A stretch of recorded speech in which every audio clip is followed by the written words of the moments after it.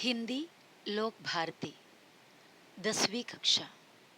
बच्चों, हम इस वीडियो में हमारे हिंदी के टेक्स्ट बुक के चौथा लेसन पहली इकाई मन ये पूरक पठन है। एक पद्य विकास परिहार के द्वारा लिखा हुआ। मन विकास परिहार। पहले कवि का परिचय। जन्म विकास परिहार जी का जन्म 1983 में गुना नाम का जगह में मध्य प्रदेश वहाँ हुआ। परिचय उनका इंट्रोडक्शन। विकास परिहार ने 2000 से 2006 तक भारतीय वायुसेना को अपनी सेवाएं दी।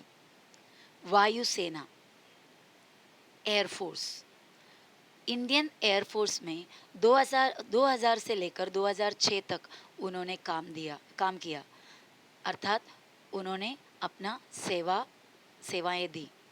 फिर पत्रकारिता के क्षेत्र में उतरने के बाद रेडियो से जुड़े। उन्होंने एयरफोर्स का काम छोड़कर पत्रकारिता पर उतर आए। पत्रकारिता यानी जो न्यूज़पेपर या रिपोर्टर का काम में आ गए और उसके बाद उन्होंने रेडियो से जुड़ गए। साहित्य में विशेष रुचि होने के कारण आप नाट्य गतिविधियों से भी जुड़े हुए हैं। इन्हें साहित्य लिटरेचर से बहुत ही ज़्यादा अपनापन, लगाव, विशेष रुचि, दिलचस्पी होने की वजह से ये नाट्य गतिविधियों में भी जुड़ गए। अभी हम जो पढ़ने जा रहे हैं उस पद्य के बारे में, पद्य संबंधी यानी पद्य से रिलेटेड, कविता से रिलेटेड। हाइकू यह जापान की लोकप्रिय काव्य विधा है। हमारे भी अलग अलग काव्य विधाएँ होती है। जैसे हमारे यहाँ पर भी लोकप्रिय काव्य होते, जैसा लावणी वगैरह महाराष्ट्र में। तो इसी तरह कविता लिखने का एक स्टाइल है जापान की, वो है हाइकू। हाइकू विश्व की सबसे छोटी कविता कही जाती है। विश्व यानी दुनिया की सबसे छोटी कविता हाइकू कविता को ही मानते हैं। 5वें दशक मतलब डेकेड, शतक मतलब सेंचुरी। 5वें दशक से हिंदी साहित्य ने हाइकू को खुले मन से स्वीकार किया है।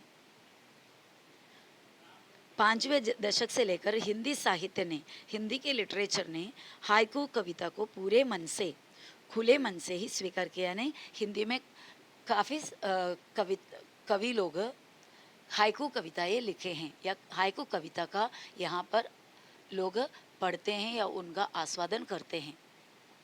हाइकू कविता 5 अधिक 7 अधिक 5 कुल मिलाकर 17 वर्ण के ढांचे में लिखी जाती है। ये जो 5 अधिक 7 अधिक 5 जो है वो आप अभी कविता देखने पर आपको पता चलेगा। हर एक पहला लाइन में 5 अक्षर आपको देखने को मिलेगा, दूसरे लाइन में 7 अक्षर और तीसरे लाइन में 5 अक्षर। इस तरह पूरे 17 वर्ण या 17 अक्षरों के ढांचे में या वो ऐसा रूप उन्हें दिया गया हुआ है हाइकू कविताओं को। चलो कविता देखते हैं अभी। अच्छा, कविता देखने से पहले हम और कुछ कविता के बारे में।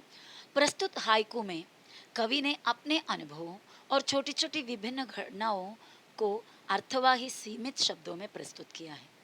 जो अभी यहाँ पर बता रहा है जो हाइकू है, उसमें कवि ने अपने खुद के अनुभव यानी एक्सपीरियंस को और छोटी छोटी अलग अलग घटनाओं को बहुत ही अर्थपूर्ण तरीके से सीमित शब्दों में, यानी हाइकू है तो उन्हें कुछ लिमिटेड शब्द होते हैं, उन लिमिटेड शब्दों में उसे अच्छी तरह एक्सप्लेन करने का, विवरण करने का प्रयास किया है। पहला जो 3 लाइन से देखिए, घना अंधेरा चमकता प्रकाश और अधिक। देखो, पहले आप देखोगे तो आपको पता चलेगा कि कितने वर्ण यूज किया हुआ है। घना 2, 1 2 3 4 5 हुआ पहले में। उसके बाद चमकता 1 2 3 4 5 6 7, यहाँ हुआ 7। 1 2 3 4 5, फिर से हो गया 5। तो इस तरह 5 7 5 इस हिसाब से वर्ण जुड़े हुए रहते हैं या वर्ण को इस्तेमाल किए रहते हैं। पहला लाइंस का मतलब है घना अंधेरा चमकता प्रकाश और अधिक।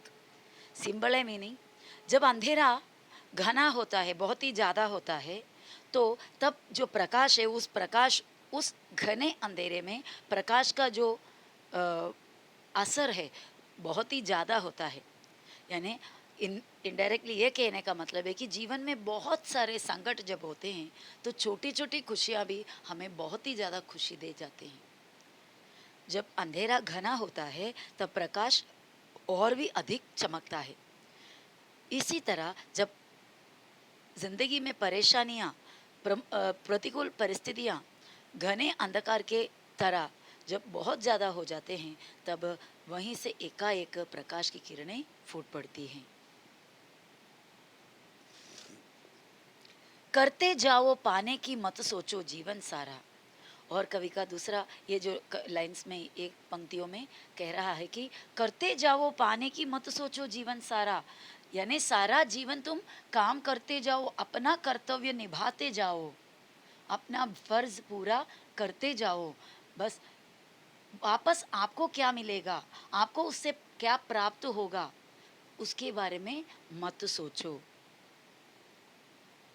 जीवन नैया मझधार में डोले संभाले कौन।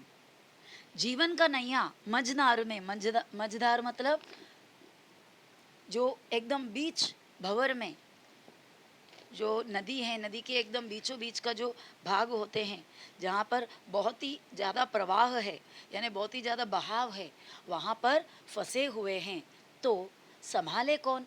कोई आएगा आपका जीवन नैया को संभालने, आपको परेशानियों से, संकट में से बाहर निकालने कोई और आने का इंतज़ार में आप रह सकते हैं? बिल्कुल नहीं। आपको अपने परेशानियों के हल खुद निकालना होगा।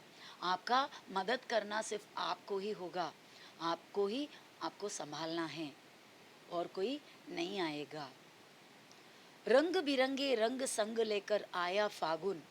फागुन महीना बहुत ही सुंदर महीना है। वसंत के विविध रंग के फूल लेकर आते हैं, प्रकृति बहुत ही सुंदर हो जाती है। उस वक्त हमें सभी दुख, सभी परेशानियां, सभी बातों को छोड़कर कुछ पल के लिए तो कम से कम खुश होना चाहिए, क्योंकि मौसम बदलते रहता है। आज दुख है तो कल सुख है, सुख के बाद वापस दुख भी हो सकता है। तो दुखी होकर वक्त बिताने से अच्छा खुश हो जाना चाहिए। ज़िंदगी को नए उमंग से, नई उम्मीदों से भर देना चाहिए, उल्लास से जीना चाहिए। कांटों के बीच खिलखिलाता फूल देता प्रेरणा। आप गुलाब के फूल देखे होंगे, गुलाब के फूलों को उसके झाड़ के सहित देखो, फूल बहुत ही खूबसूरत है, बहुत ही खुशबूदार है, इतने मुलायम है, इतने मृदुल कोमल है, पर वो फूल किसके बीचों बीच रहते हैं? कांटों के। उन कांटों के बीच रहने के बावजूद वो फूल बहुत ही खुश नज़र आते हैं, बहुत ही खिलखिलाता नज़र आते हैं। तो वो हमें प्रेरणा दे रही है कि हमें भी ज़िंदगी के प्रतिकूल परिस्थितियों में, परेशानियों में भी, दुख के बीच में भी हमें भी इसी तरह खिलखिलाता फूल की तरह हमें भी खुश रहना चाहिए। परेशानियों से घबराए बिना, परेशानियों से हारे बिना हमें जीना चाहिए। भीतरी कुंठा आंखों के द्वार से आई बाहर।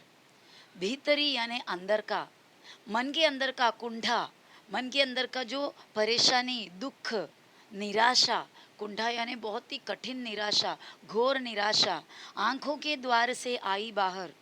मतलब मन में बहुत ही उदास भरे हुए हैं, बहुत ही निराशा भरे हैं, तो वो निराशा, वो दुख आंखों के द्वार से, आंखों के दरवाजे से बाहर आ जाता है, आंसू आंसू बनकर, अश्रु बनकर। तो मानो कि थोड़ा रो लेने से मन के अंदर के दुख निकल जाते हैं, मन साफ हो जाते हैं। खारे जल से धुल गए विषाद मन पावन। विषाद यानी दुख। खा खारे जल यानी नमकीन जल। हमारे आंसू नमकीन होता है, तो मन की वो नमकीन जल से, आंखों के जरिए बहने वाले वो नमकीन जल से धुल जाते हैं सभी विषाद, सभी दुख। मन फिर क्या हो जाते हैं, पहले की तरह एकदम शुद्ध, एकदम पावन, पवित्र हो जाते हैं। मृत्यु को जीना जीवन विष पीना, हे जिजी विषा। मृत्यु को जीना, मर मर के हम जीते हैं। इंसान इसी तरह है, चाहे कितना भी परेशानी हो, कितना भी दुख संकट आए, जीना मुश्किल हो जाए तो भी इंसान जीना चाहते हैं, जीवन को किसी तरह बिताना चाहते हैं।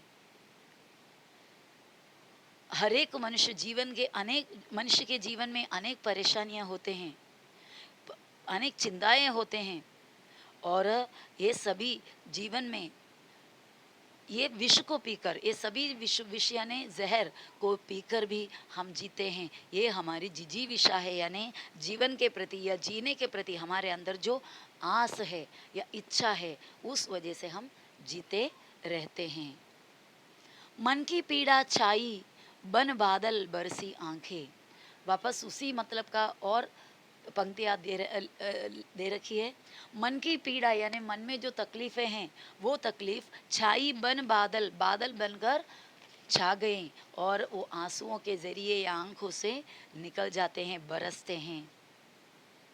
जब आसमान में बारिश, आसमान से जो काले बादल पिघलकर नीचे धरती पे बरसात बनकर गिरते हैं, उसकी बात तो आसमान बहुत ही साफ नज़र आते हैं। इसी तरह मन की पीड़ाओं को धुल कर जब आँखों से बादल बरसते हैं यानी रो लेते हैं, तो मन की पीड़ा कम हो जाती हैं। चलती साथ पटरियाँ रेल की फिर भी मौन। ये बहुत ज़्यादा एक संदेश हमें, बहुत ही बड़ा संदेश देकर गए हैं। क्या है? चलती साथ पटरियाँ रेल की फिर भी मौन। रेल की पटरी आपने देखे होंगे, हमेशा साथ चलती है, कभी एक दूसरे से बिछड़ते नहीं हैं, पर फिर भी वो मौन है, मतलब चुप है, एक दूसरे से बतियाते नहीं हैं, बातें नहीं करते, एक दूसरे से कोई लगाव नहीं रखते।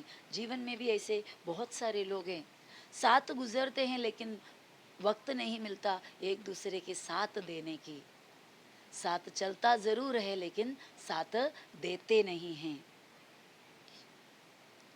सितारे छिपे बादलों की ओट में सूना आकाश। सितारे, तारे, स्टार्स आसमान को खूबसूरत बनाते हैं। सितारे आसमान को खूबसूरत बनाती हैं। आसमान की पूरी खूबसूरती सितारों में है। वो सितारे अगर बादल में छिपे हैं, बादल की आड़ में छुप गए हुए हैं, तो आसमान बिल्कुल बेरंग दिखता है, बिल्कुल सूना सा दिखाई देते हैं। तो कवि कहता है, सितारे आकाश का श्रृंगार है, आकाश की शोभा बढ़ाते हैं सितारे। जैसे ही सितारे बादलों के आड़ में छिप जाते हैं, आकाश सूना हो जाते हैं। इसी तरह हमारे जीवन में भी कुछ लोग बहुत ही प्रिय होते हैं, उनके चले जाने से हमारा जीवन विमुख हो जाते हैं, जीवन बहुत ही सूना, अकेलापन महसूस होने लग जाते हैं। तुमने दिए जिन गीतों को स्वर हुए अमर। जिन गीतों को तुमने दिए स्वर, और वो गीत अमर हो गए। कवि गीतों को बनाते हैं, कवि के हाथों से बनाए हुए गीतों में स्वर देने पर वो गीत अमर हो जाते हैं। जो कवि के अंदर बहुत सारे सोच, बहुत सारे सामर्थ्य होती हैं, उन सामर्थ्यों को गीतों के स्वर में आगे सामने रखते हैं, तो वो हमेशा के लिए अमर हो जाते हैं। वो पढ़कर लोगों को खुशी मिलती हैं। सागर में भी रहकर मछली प्यासी ही रही। आपने ये अलग अलग गानाओं में सुना। कोई एक फिल्म में इस तरह वो गाना है कि सारा समुंदर मेरे पास है, एक बूंद पानी मेरी प्यास है। मतलब समुंदर के बीचों बीच आप रहने के बावजूद आप चारों तरफ से पानी से घेरे हुए हैं, लेकिन प्यास लगने पर एक बूंद पानी आपको उसमें से नहीं मिलता, क्योंकि वो खारा होता है, वो नमकीन होता है, वो पानी ना पी सकता है। अगर आपने पी लिया तो भी आपका प्यास तो नहीं मिटता। तो इसी तरह सागर में रहती है मछली, सागर में पानी में रहते हुए भी अगर प्यासी है वो, तो उसे पानी नसीब नहीं होता। कहने का मतलब यह है, कुछ लोग इतने अमीर होते हैं, इतने अमीर कि उनके पास सब कुछ है, लेकिन कोई गरीब की मदद ना कर पाए वो, या जो ज़रूरतमंद है उनका काम नहीं आए, तो उनके हाथ में का ये धन दौलत का क्या फ़ायदा। सागर में बहुत जलराशि होती है, परंतु खारा होने के कारण वह पीने लायक नहीं होती। इसी प्रकार व्यक्ति जितना भी बड़ा क्यों ना हो या कितना भी धनवान क्यों ना हो, अगर वो किसी ज़रूरतमंद के काम नहीं आ सकता, तो उसका धन राशि का या उनके बड़पन का कोई मतलब नहीं रही। बच्चों, कविताओं के अंत में कुछ शब्दों का मतलब भी दिए हैं। मंझधार मतलब नदी के प्रवाह का मध्य भाग। कुंठा यानी घोर निराशा, बहुत ही ज़्यादा निराशा, निराशा यानी डिसअपॉइंटमेंट। विषाद अभिलाषा पूरी ना होने पर मन में होने वाला खेद या दुख, यानी अपनी इच्छा या अपना जो चाह वो पूरे ना होने पर हमारे मन के अंदर जो दुख होता है, अरे मेरा वो काम नहीं हुआ, वो नाकाम रह गया, या वो मैं ये ऐसे ऐसे चाहती थी लेकिन मैं जैसा चाहा वैसा नहीं हुआ। ये जो सोच में हमारे अंदर जो दुख होता है उसे विषाद कहते हैं।